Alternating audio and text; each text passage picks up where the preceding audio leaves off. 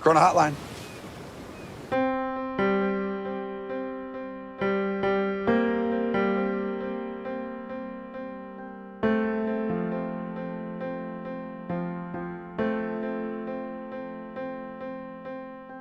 The Chinese coronavirus epidemic turns out to be just that, an epidemic. From the streets of New York City to airports around the nation. 2 garbage bags. My shoes and came loose. NBA is suspending the season. The weather's great. It's cold back home. Tourists are still flocking to Florida for spring break despite concerns over coronavirus. It may get bigger, it may get a little bigger, it may not get bigger at all. We'll see what happens. But regardless of what happens, we're totally prepared. So far, that's just virus. There is no reason to fear going to a Chinese restaurant. Can you get the coronavirus from eating food? And right out of the gate, let's stamp this as false.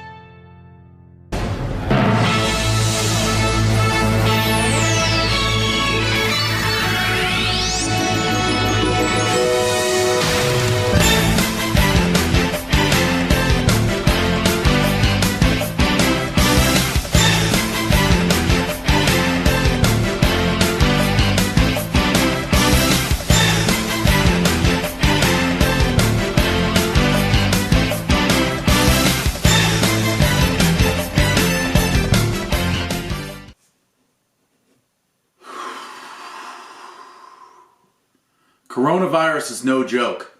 It's rapidly spreading around the world. It started, this whole epidemic started in Wuhan, China.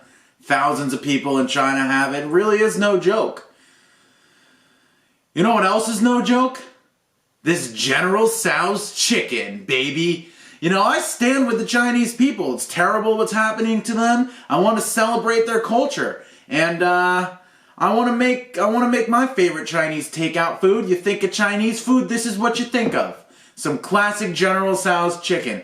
It looks like a lot of ingredients. It's even more than this, but trust me, I think it's going to be pretty easy. I mean, I've never made it before. I've always ordered it in. So, with that being said, let's get on with it.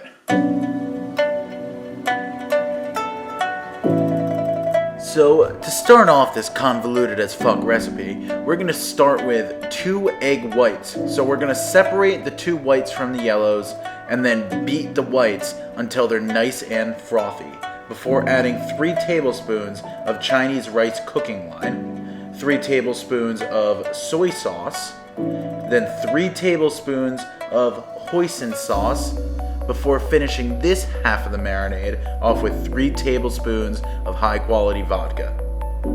Then after we mix it all together, we're going to reserve a little bit for later, little special thing, before hitting it with 1/4 teaspoon of baking soda and 3 tablespoons of cornstarch.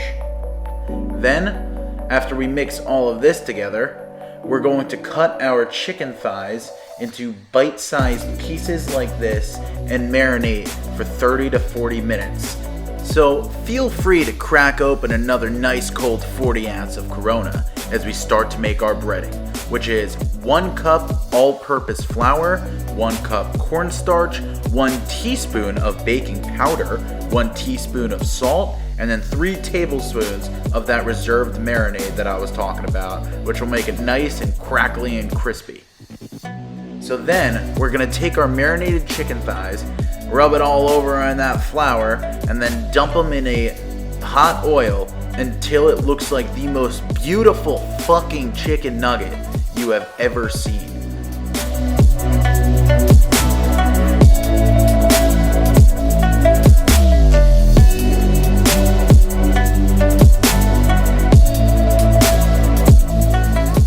So once we got that beautiful chicken out of the way, we got to make the most important part, the sauce. So we're going to throw some fresh green onion into a hot pan with vegetable oil as we grate in some fresh ginger and fresh garlic to get it all aromatic. Then, off on a bowl to the side, we're going to mix 2 tablespoons of hoisin, 2 tablespoons of soy sauce, 4 tablespoons of Chinese rice cooking wine, 3 tablespoons of rice wine vinegar, 4 tablespoons of chicken stock, a tablespoon of cornstarch, a fourth of a cup of sugar, a tablespoon of roasted sesame oil, and mix it all together until it's nice and homogeneous. Bring it over to the pan, let it thicken up with the heat, keep on mixing it around, use your spoon. If you see it start to slide and fill in, then it's all cooked, it's thick, and time to add your beautiful chicken until you start to resemble what looks like classic, takeout, beautiful General Tso's chicken.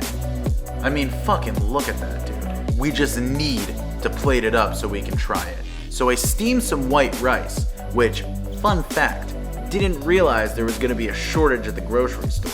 I had to go to 3 different stores because of this fucking virus to find some classic white rice. Anyway, we're gonna garnish with some beautiful sesame seeds on this chicken, make it look even better, and then garnish with a little bit of green onions or scallions that we used to saute for the sauce.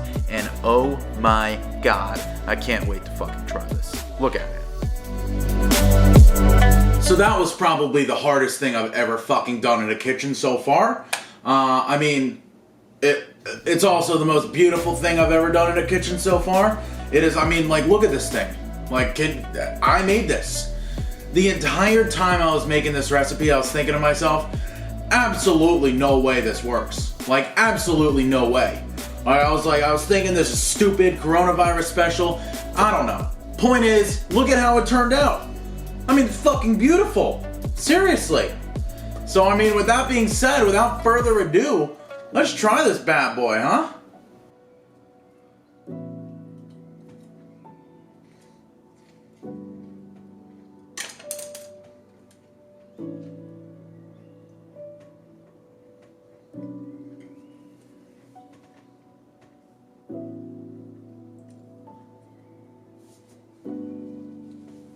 I mean, the crunch, you want perfect crunchy, yet still saucy. You don't want it to be too soggy. You don't want it to be too light on the sauce. You don't want it to be too heavy on the sauce. This is perfect.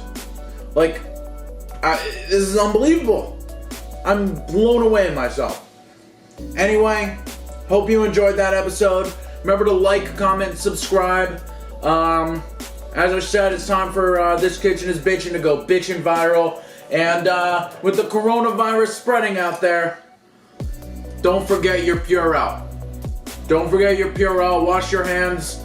Don't get the coronavirus. Love the Chinese people. Love the Chinese food. Goob, fucking out. And don't remember, if you wanna... Yeah.